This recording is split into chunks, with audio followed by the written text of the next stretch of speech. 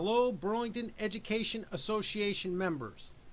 My name is Bob Church, and on behalf of the BEA negotiation team, which also includes Lita Dvorak, Terry Lassard, Dan Hagan, and Scott Hubbard, I would like to take this opportunity to give you an update to where we are with contract negotiations. If you have not had a chance to view the negotiation team's December update, you may want to check it out. As you know, recently the BSD and BEA negotiation teams met with a mediator in the hopes of reaching a one-year contract agreement for FY17. Unfortunately, we were unable to come to an agreement. A major difference of opinion exists between the board and BEA on the tenets of the living contract language. As noted back in 2013, both the board and BEA agreed to what was considered a benchmark agreement.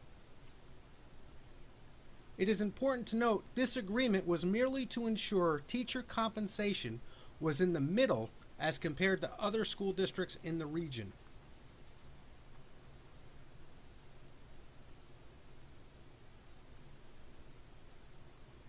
As noted in the living contract language, which is located in section 18.2, part C, on page 38 of our contract, when we signed the contract in November 2013, teacher salaries were 5th out of 9 in the region.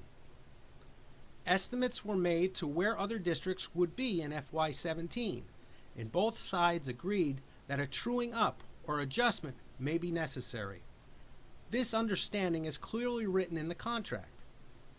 It is important to note in FY13, although based on the data, our district had the revenues to fund the contract. The board instead chose to allocate a lower percentage increase in FY13 and true up and make necessary adjustments as needed later. Some financial folks might equate the board's funding method to that of a balloon mortgage, where you initially have lower payments and then make up the difference in the end.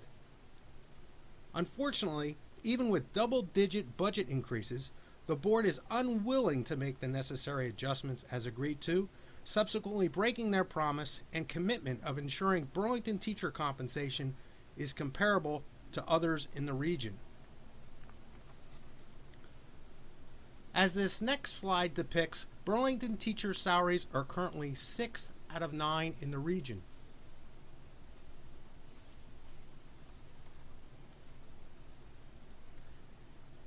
As you can see, over the last few years, revenues have been growing at what many would consider an unsustainable rate of growth.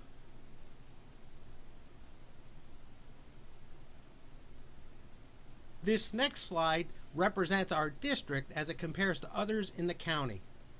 Note the number of students, number on an IEP 504, number of ELL.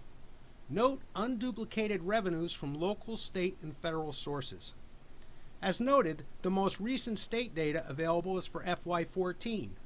In review of local revenue data for FY15, FY16, and FY17, it is clear Burlington residents have been very generous with their support of our schools. Burlington School District enjoys the highest revenue of any school district in Chittenden County. How can we be number 1 in revenues and have teacher salaries 6th out of 9? As mentioned in the December update, it's important to remember other forms of teacher compensation that we receive.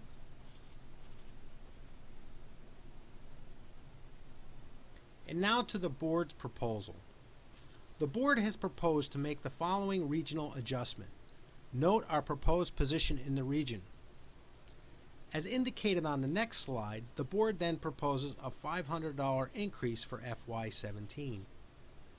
It is extremely important to note the board proposal relies on the reallocation of current teacher compensation funds. So essentially their proposal would increase health insurance copays to 19%, eliminate step advancement and tuition reimbursement, eliminate the salary grid and form an alternative method to determine individual teacher salary increases. In addition, the board's proposal reduces discretion days from 4 to 3 and reduces paid sick leave.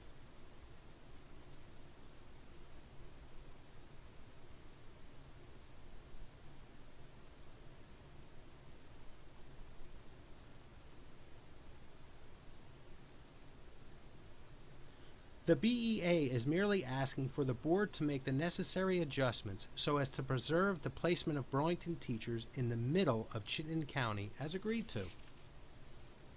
Considering current resources from local, state, and federal sources, the number of low-income students, students on an IEP 504, and the overall educational diversity of the population we serve, the BEA believes the adjustments depicted in the next slide meet the tenets of the living contract provision and are necessary to ensure Burlington schools can hire and retain quality teachers.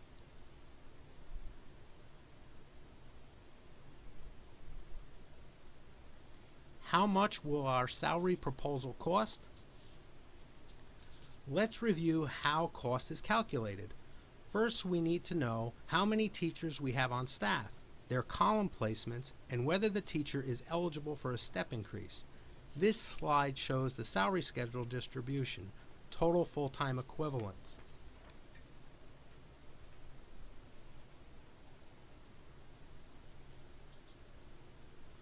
Making the necessary adjustments outlined in our proposal,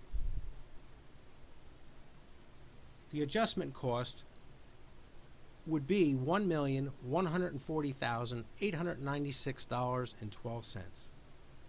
Now we need to calculate the potential cost of STEP. This slide represents the number of teachers that may be eligible for a step increase. As noted in the contract, STEP is not automatic.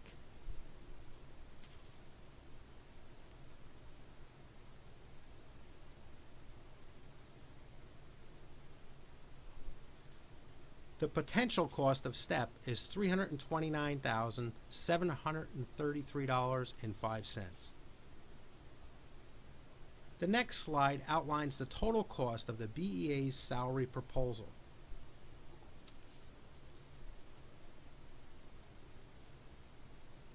Adjustment cost, step cost for a total of $1,470,629. Your eyes are not deceiving you.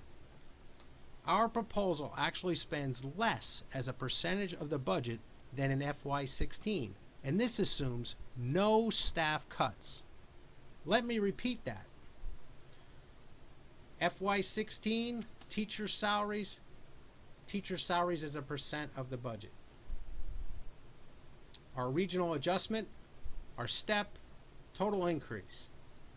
FY17 approved budget, estimated teacher salaries based on our proposal, teacher salaries as a percent of FY17 budget. That's assuming no staff cuts.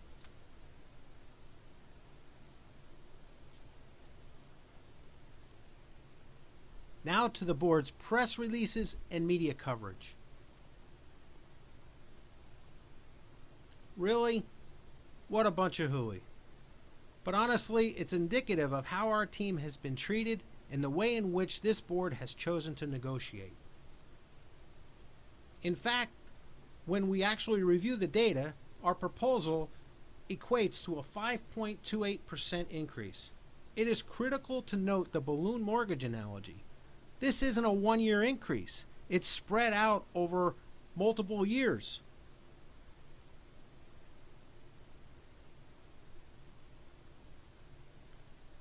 No new proposal was received.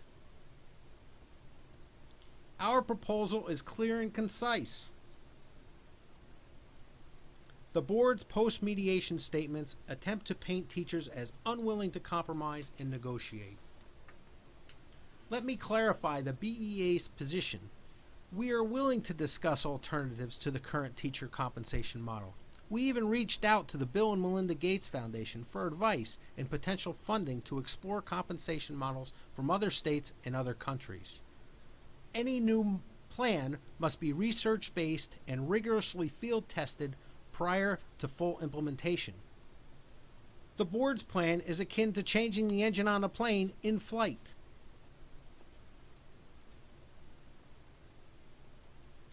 We did not receive any new proposals. In an effort to close a deal at mediation, we offered to increase insurance copay.